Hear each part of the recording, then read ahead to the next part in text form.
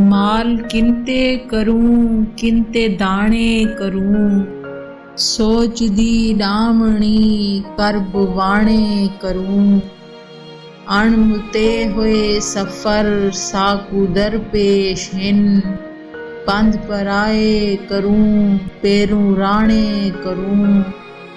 तेरियां खुशियां करूं अपनी अख दा कजल, तेरे दुखड़े असां गल दे गाहणे करूं। साडी चादर ता हई पूरी सूरी इमें, साडी चादर ता हई पूरी सूरी इमें। पैर कजूं या सिर तू उताणे करूं, बाल जीवन वधे भावें दिल मर वञे। ख्वाब देखूं या ओढ़िर सिराणे करूं, कैद किस्मत साडी खौफ बोझण साडा।